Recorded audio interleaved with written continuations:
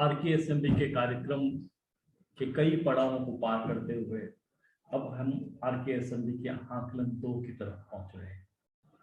परंतु जो गुजर गया उसे हमें इसलिए याद रखना है कि वो हमें सिखाता है कि आगे आने वाले कार्यक्रम में के नए पड़ाव में हमें किस किस बात की सावधानी रखनी है। आरकेएसएमबी की शुरुआत की गई थी, उसका रीजन था कि हम लोग है विद्यार्थियों को वो है दक्षता आधारित शिक्षण देंगे। दक्षता आधारित शिक्षण क्यों? क्योंकि रटने की जगह हम लोग उन्हें सीखने की तरफ ले जाना चाहते हैं। हम लोग है उनको जानने की जगह, समझने की जगह तक की तरफ ले जाना चाहते हैं। और बस यही उद्देश्य हमारे आरकेएसएमबी के कार्यक्रम का। हमारा जो आरकेएसएमबी के कार्यक्रम है वो कोरोना के कारण से हुई लर्निंग लॉस को, अध्ययन की क्षति को तो रिकवर कर ही रहा है, बल्कि ये शिक्षण प्रणाली में, शिक्षण विधि में भी एक नवाचार है। क्योंकि उद्देश्य असल में शिक्षा का होता यह है कि विद्यार्थी को एक सुयोग्य नागरिक बनाना, उसे सक्षम बनाना इस बात के लिए कि उसे अपने आगामी आने वाले जीवन में किसी प्रकार की कठिनाई का सामना नहीं करना पड़े और साथ ही साथ है वह देश की सेवा कर सके। देश उसके लिए जो इन्वेस्ट करता है, जो खर्च करता है, उसका रीपे एक सुयोग्य नागरिक कर सकता है। बस इन्हीं उद्देश्यों को लेकर के आरकेएसएमबी के का प्रारंभ किया गया। आप लोगों ने विभिन्न पड़ावों में बहुत अच्छा काम किया, चाहे वो है आरकेएसएमबी के लिए वर्कबुक बनाना हो, चाहे उसके बाद में बेसलाइन असेसमेंट करना हो और उसके आधार पर गतिविधियों को स्वयं इजाद करना हो, एपीएल किट का उपयोग करना हो। ये तमाम छोटे छोटे पड़ाव है वो पार करते करते और आप लोग पहुंच गए थे आकलन फर्स्ट की ओर। वर्कबुक पे बहुत सारी गतिविधियां हैं, आपने भी बहुत सारी गतिविधियां बनाई, लेकिन उद्देश्य केवल एक ही था, चिन्हित दक्षताओं को विद्यार्थियों में है संप्राप्ति को सुनिश्चित करना। और बहुत सही आकलन ने हमें बताया कि सफल भी रहे। अब चूंकि शिक्षक का काम था सिर्फ पढ़ाना, विद्यार्थी की सहायता करना, उनके ग्रुप्स के साथ में बटकर करके उन्हें टारगेटेड सपोर्ट करना और उनको इस बात के लिए लालायित करना कि वो अध्ययन को है वो आनंद समझे। बस इन सब चीजों को लेकर के और आरकेएसएमबी के ने आपने अपने कदम बढ़ाते रहे, लेकिन इसको कौन पहचाने, कैसे आपकी सहायता हो, कैसे आप लोगों को गाइड किया जाए, सभी शिक्षकों के एक साथ की हमें आज ये करना है। और इसी को लेकर के हमने तकनीकी दोस्त बनाया, वो हुआ आरकेएसएमबी के ऐप। आरकेएसएमबी के ऐप आया, माननीय मुख्यमंत्री महोदय और हमारे शिक्षा मंत्री महोदय ने उसका उद्घाटन किया। पर ऐप क्या? ऐप का अर्थ एक तकनीकी सुविधा मात्र नहीं है, बल्कि वो आपके लिए एक फिलोसोफर, एक गाइड, एक मार्गदर्शक, एक सहायक और इवन आपको इनाम देने वाला है, खजाना देने वाला लादीन बन गया। ऐप है वो सभी शिक्षकों ने डाउनलोड किया। आज सभी शिक्षक जो कक्षा 3 से 8 तक को पढ़ाते हैं, उनके जो मोबाइल फोन पे है वो ऐप है। और ये जो ऐप है वो जैसा ही आप खोलते हैं तो आपको उस दिन किए जाने वाली आपकी गतिविधियों की जानकारी मिल जाती है, यानी कि आपको दिशा मिल गई कि उस दिन आपको क्या क्या करना है और उसे कर करके फिर आप प्राप्त करते हैं सीख के। और जहां कहीं कुछ कमी रह जाती है तो आपको पुनः प्रोत्साहित किया जाता है कि आप इस चीज को छोड़ दिया आपने, इसे दोबारा कीजिए। तो ये सब तरीके की मदद है वो आपको मिल गई। और इस बार तो ये भी हुआ कि प्रश्न पत्र है, यानी कि आकलन शीट है जो आरकेएसएमबी की वो भी सेंट्रली तैयार हुई, लेकिन उसके जांचने की जहमत भी शिक्षक को नहीं उठानी पड़ी। हाँ, आप लोगों ने मजे ही मजे में फोटो क्लिक किए बहुत सारी आकलन शीट के, और इतने फोटो क्लिक किए, करीब 1,38,00,000 की आपको विश्व रिकॉर्ड मिला। ऐसा पहले कभी नहीं हुआ था। इस तरह के काम करने के बाद में और अंत में आप लोगों को ये पता चला कि विद्यार्थी है वो किस प्रकार की कौन कौन सी दक्षताओं में सफल रह रहा है।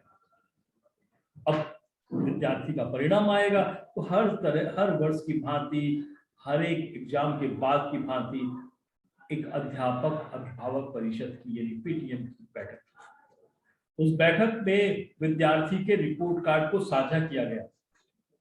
पर आपने देखा रिपोर्ट कार्ड ये हर वर्ष की रिपोर्ट कार्ड के जैसा नहीं, इस बार है कहीं भी अंक नहीं थे, कोई विद्यार्थी fail pass first second division कुछ नहीं थे। क्या आपके बेटा और बेटी यानी कि सितारों के प्राप्त की गई दक्षताओं के सामने सितारे अंकित थे।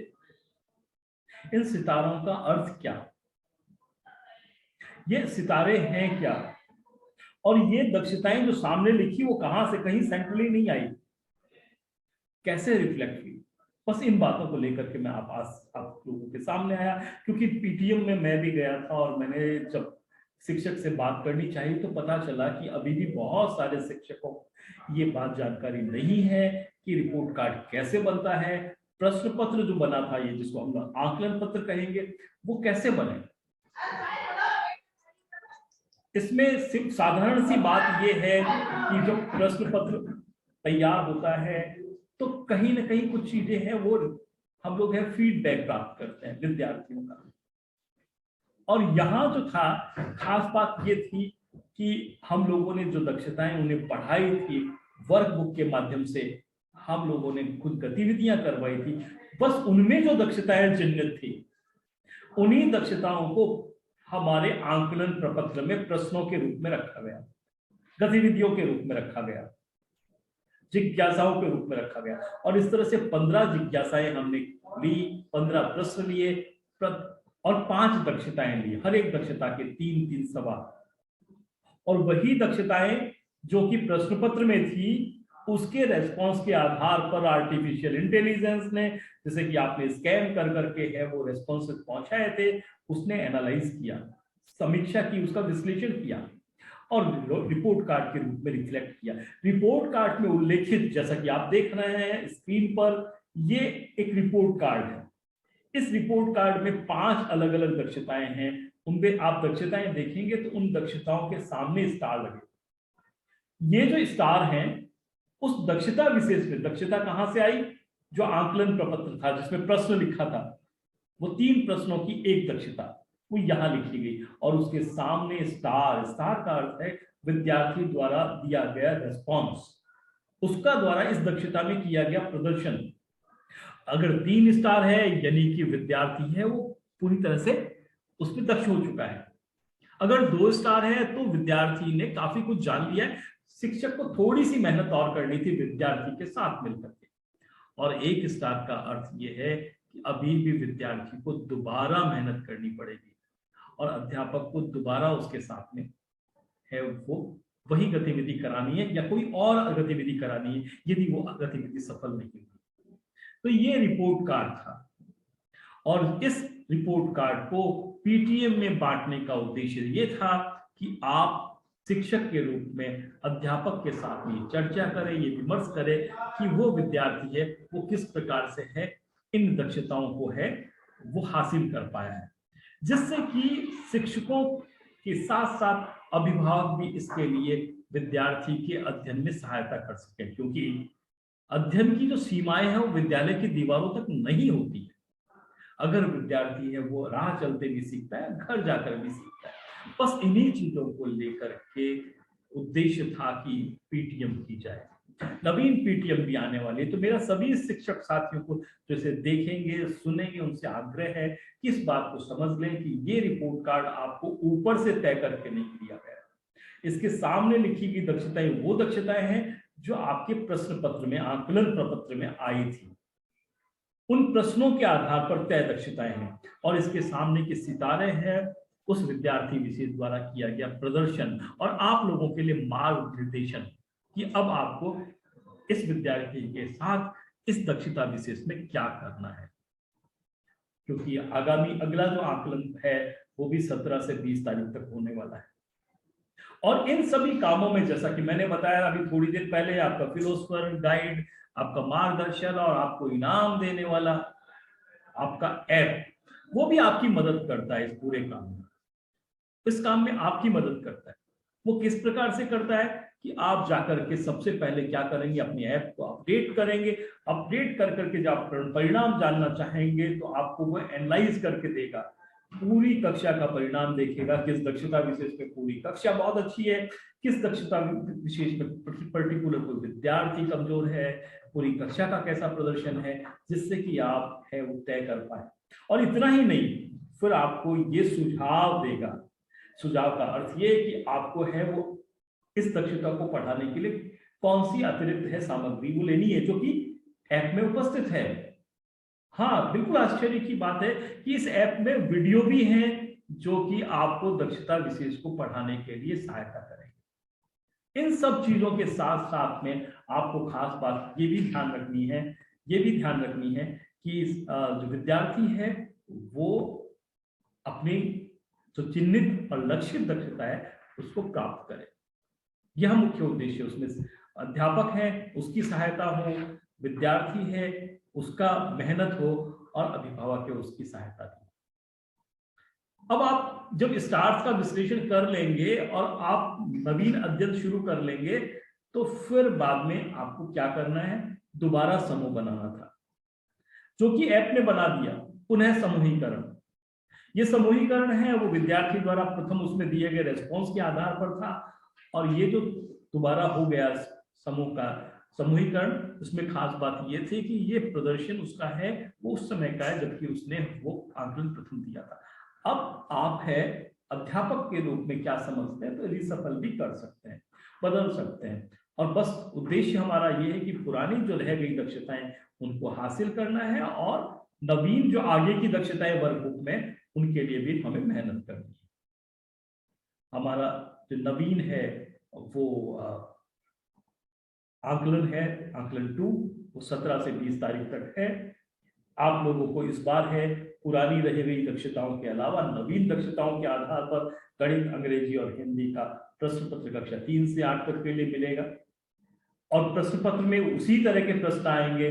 दक्षताएं हो सकता है भिन्न होंगी, लेकिन आप लोगों को पहचाननी है शिक्षक के रूप में कौन कौन सी दक्षताएं हैं। क्योंकि आप परिचित हो चुके हैं पहले से, सेम तरीके से उसी दिन आपको स्कैन करना है आंसर शीट को और अपलोड कर देना है और छोड़ देना है आपके दोस्त, आपके फिलोसफर, आपके गाइड RKSMB के ऐप पर, ऐप में मौजूद आर्टिफिशियल इंटेलिजेंस पर, और वो एनालिस करेगा। 7 जनवरी को PTM तय की गई है। PTM तय की गई, उस PTM में हम लोग है, इस बार कोई भी शिक्षक है इस बात के लिए पीछे न रहे, ना समझ न बने, समझ से इनकार न करे, इस प्रकार का जवाब न दे कि ये ऊपर से आया है, बस पता नहीं ये सरकारी है मामला। प्रत्येक शिक्षक है वो अभिभावक के साथ में विद्यार्थी द्वारा प्राप्त की गई दक्षताओं पे या अछूती रह गई दक्षताओं के बारे में चर्चा करे, उन्हें बताए कि उन्हें क्या सहयोग करना है। अर्थात मैं फिर बता रहा हूं अपनी बात को विराम देने से पहले कि खास बात यह है कि जो आपका आकलन प्रपत्र है उसमें लिखे गए 15 जिज्ञासाएं, 15 सवाल, हर एक 3 सवाल किसी न किसी एक दक्षता को परिभाषित करते हैं, व्यक्त करते हैं, अभिव्यक्त करते हैं। इस तरह से 5 दक्षताएं विषय विशेष के प्रश्न पत्र में, आकलन प्रपत्र में है, और यही 5 दक्षताएं आपको आपके रिपोर्ट कार्ड में वहां दिखाई देगी। विद्यार्थी ने आकलन प्रपत्र में अपना रिस्पॉन्स दिया, टिक लगाया था, गोले ने जो प्रश्न के सामने थे आर्टिफिशियल इंटेलिजेंस ने उसे एनालाइज किया, उसकी समीक्षा की, उसका विश्लेषण किया, वो कहाँ आया आपके रिपोर्ट कार्ड में। इस रिपोर्ट कार्ड में यह आया है कि इस दक्षता में विद्यार्थी ने कैसा प्रदर्शन किया है। बस आपको अभिभावकों के साथ में यही बात करनी है, और स्वयं को भी तैयार होना इस बात के लिए कि जिन दक्षताओं में विद्यार्थी है वो संघर्ष कर रहा है, नहीं सीख पाया है आपकी गतिविधियों के बावजूद भी, तो वो किस तरह से उसको ठीक करें, उसका ज्यादा से ज्यादा इन्वॉल्वमेंट है टीचिंग लर्निंग में करें, वो भागीदार हो आपके पढ़ने पढ़ाने की प्रक्रिया में, वो भागीदार हो विद्यार्थियों के आपस की पारस्परिक है वो अध्ययन की प्रक्रियाओं में, तो आपको परिणाम सफल आएगा। आपको अगर जरूरत पड़ती है तो आप गतिविधि को बदल दें, बस लक्ष्य एक रखें कि जो चिन्हित दक्षता है उस स्तर विशेष के लिए, उस विषय के उस कक्षा स्तर के लिए उसके चिन्हित दक्षताओं की प्राप्ति के लिए अपने प्रयास करें। और खास बात ये भी है कि जब तक है वो विद्यार्थी अभिभावक है, दोनों मिलकर के आपके साथ नहीं जुटेंगे, तब तक है हम लोग इसमें सफल नहीं हो पाएंगे। इसलिए सामुदायिक सहभागिता है, पारिवारिक जो सहभागिता है, वो बहुत आवश्यक है। तो बस पीटीएम का उद्देश्य इतना ही। तो मैं चाहूंगा कि अगले पीटीएम है वो अधिक रोचक हो, अधिक फ्रूटफुल हो, परिणामजनक हो, और हम हमारा प्रत्येक शिक्षक ये जाने कि उसमें जो है रिफ्लेक्ट होने वाली दक्षता कौन सी है। और इस बार थोड़ा सा और नया सा बात यह है कि पहले आंकलन की जो दक्षताओं में प्राप्त प्रदर्शन है वो भी दूसरे के दूसरे के रिपोर्ट कार्ड में रिफ्लेक्ट होगा। साथ साथ में दूसरे जो प्रश्न हैं जिसमें ये जवाब नहीं है वो भी रिफ्लेक्ट होगा। ये सब जो चीजें हैं उनका है हमें ध्यान रखना है। आप सब लोगों से ये उम्मीद कि 7 तारीख को होने वाली पीटीएम और 17 से 20 तारीख को होने वाली जो आंकलन 2 की परीक्षा है उसके लिए आप लोग है बहुत अच्छा प्रदर्शन करेंगे। आप लोगों का बहुत बहुत धन्यवाद।